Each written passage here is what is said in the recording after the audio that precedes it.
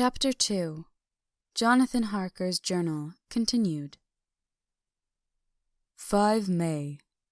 I must have been asleep, for certainly if I had been fully awake I must have noticed the approach of such a remarkable place. In the gloom of the courtyard it looked of considerable size, and as several dark ways led from it under great round arches, it perhaps seemed bigger than it really was. I have not yet been able to see it in daylight. When the caleche stopped, the driver jumped down and held out his hand to assist me to alight. Again I could not but notice his prodigious strength. His hand actually seemed like a steel vice that could have crushed mine if he had chosen. Then he took out my traps and placed them on the ground beside me as I stood close to a great door, old and studded with large iron nails, and set in a projecting doorway of massive stone. I could see even in the dim light that the stone was massively carved, but that the carving had been much worn by time and weather. As I stood, the driver jumped again into his seat and shook the reins. The horses started forward, and trap and all disappeared down one of the dark openings. I stood in silence where I was, for I did not know what to do. Of bell or knocker there was no sign. Through these frowning walls and dark window openings it was not likely that my voice could penetrate. The time I waited seemed endless, and I felt doubts and fears crowding upon me. What sort of place had I come to, and among what kind of people? What kind of grim adventure was it on which I had embarked? Was this a customary incident in the life of a solicitor's clerk sent out to explain the purchase of a London estate to a foreigner? Solicitor's clerk! Mina would not like that. Solicitor! For just before leaving London I got word that my examination was successful, and I am now a full-blown solicitor. I began to rub my eyes and pinch myself to see if I were awake. It all seemed like a horrible nightmare to me, and I expected that I should suddenly awake and find myself at home, with the dawn struggling in through the windows, as I had now and again felt in the morning after a day of overwork. But my flesh answered the pinching test, and my eyes were not deceived. I was, indeed, awake and among the Carpathians. All I could do now was to be patient, and to wait the coming of morning. Just as I had come to this conclusion, I heard a heavy step approaching behind the great door, and saw through the chinks the gleam of a coming light. Then there was the sound of rattling chains and the clanking of massive bolts drawn back. A key was turned with the loud grating noise of long disuse, and the great door swung back. Within stood a tall old man, clean-shaven save for a long white moustache, and clad in black from head to foot, without a single speck of colour about him anywhere. He held in his hand an antique silver lamp, in which the flame burned without chimney or globe of any kind, throwing long quivering shadows as it flickered in the draught of the open door. The old man motioned me in with his right hand, with a courtly gesture, saying in excellent English, but with a strange intonation, "Welcome to my house, enter freely and of your own will." He made no motion of stepping to meet me, but stood like a statue as though his gesture of welcome had fixed him into stone. The instant, however, I had stepped over the threshold, he moved impulsively forward, and holding out his hand, grasped mine with a strength which made me wince, an effect which was not lessened by the fact that it had seemed as cold as ice, more like the hand of a dead man than a living man.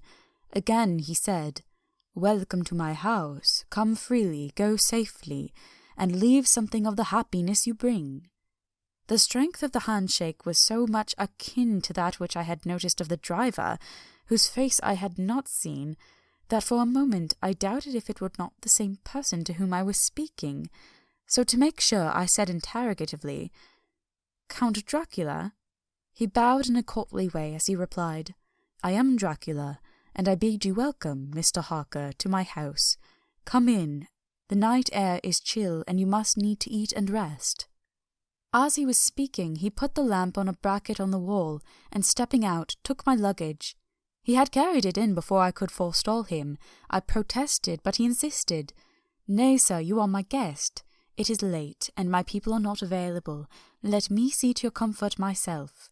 He insisted on carrying my traps along the passage and then up a great winding stair and along another great passage, on whose stone floor our steps rang heavily. At the end of this he threw open a heavy door, and I rejoiced to see within a well-lit room in which a table was spread for supper, and on whose mighty hearth a great fire of logs, freshly replenished, flamed and flared. The Count halted, putting down my bags, closed the door, and crossing the room opened another door, which led to a small octagonal room, lit by a single lamp, and seemingly without a window of any sort. Passing through this, he opened another door and motioned me to enter. It was a welcome sight, for here was a great bedroom, well lighted and warmed with another log fire, also added to, but lately, for the top logs were fresh, which sent a hollow roar up the wide chimney. The Count himself left my luggage inside and withdrew, saying before he closed the door, "You will need, after your journey, to refresh yourself by making your toilet. I trust you will find all you wish. When you are ready, come into the other room, where you will find your supper prepared." The light and warmth of the Count's courteous welcome seemed to have dissipated all my doubts and fears. Having then reached my normal state, I discovered that I was half famished with hunger, so making a hasty toilet, I went to the other room. I found supper already laid out. My host, who stood on one side of the great fireplace, leaning against the stonework, made a graceful wave of his hand to the table and said, "I pray you, be seated and sup how you please. You will, I trust, excuse me that I do not join you, but I have dined already, and I do not sup." I handed to him the sealed letter which Mr. Hawkins had entrusted to me. He opened it and read it gravely, then, with a charming smile, he handed it to me to read. One passage of it at least gave me a thrill of pleasure. "I must regret that an attack of gout, from which malady I am constant sufferer, forbids me absolutely any travelling on my part for some time to come, but I am happy to say that I can send a sufficient substitute, one in whom I have every possible confidence. He is a young man, full of energy and talent in his own way, and of a very faithful disposition. He is discreet and silent, and has grown into manhood in my service. He shall be ready to attend on you when you will during his stay, and shall take your instructions in all matters." The Count himself came forward and took off the cover of a dish, and I fell at once on an excellent roast chicken. This, with some cheese and a salad and a bottle of old Tokay, of which I had 2 glasses, was my supper. During the time I was eating it, the Count asked me many questions as to my journey, and I told him by degrees all I had experienced. By this time I had finished my supper, and by my host's desire had drawn up a chair by the fire, and began to smoke a cigar, which he offered me, at the same time excusing himself that he did not smoke. I had now an opportunity of observing him, and found him of a very marked physiognomy.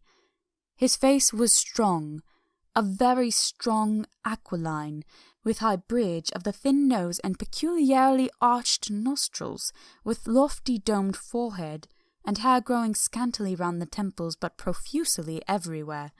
His eyebrows were very massive, almost meeting over the nose, and with bushy hair that seemed to curl in its own profusion. The mouth, so far as I could see under the heavy moustache, was fixed and rather cruel-looking, with particularly sharp white teeth. These protruded over the lips, whose remarkable ruddiness showed astonishing vitality in a man of his years. For the rest, his ears were pale, and at the tops extremely pointed. The chin was broad and strong, and the cheeks firm, though thin. The general effect was one of extraordinary pallor. Hitherto I had noticed the backs of his hands as they laid on his knees in the firelight, and they had seemed rather white and fine. But seeing them now close to me, I could not notice but they were rather coarse, broad with squat fingers. Strange to say, there were hairs in the centre of the palm. The nails were long and fine, and cut to a sharp point. As the Count leaned over me and his hands touched me, I could not repress a shudder. It may have been that his breath was rank. but a horrible feeling of nausea came over me, which, do what I would, I could not conceal. The Count, evidently noticing it, drew back, and with a grim sort of smile, which showed more than he had yet done, his protuberant teeth, sat himself down again on his own side of the fireplace. We were both silent for a while, and as I looked towards the window I saw the first dim streak of the coming dawn. There seemed a strange stillness over everything, but as I listened I heard, as if from down below the valley, the howling of many wolves. The Count's eyes gleamed as he said, "Listen to them, the children of the night, what music they make!" Seeing, I suppose, some expression in my face strange to him, he added, "Ah, sir, you dwellers in the city cannot enter into the feelings of the hunter." Then he rose and said, "But you must be tired. Your bedroom is all ready, and tomorrow you shall sleep as late as you will. I have yet to be away till the afternoon, so sleep well and dream well." With a courteous bow, he opened for me himself the door to the octagonal room, and I entered my bedroom. I am all in a sea of wonders. I doubt, I fear, I think strange things which I dare not confess to my own soul. God keep me, if only for the sake of those dear to me.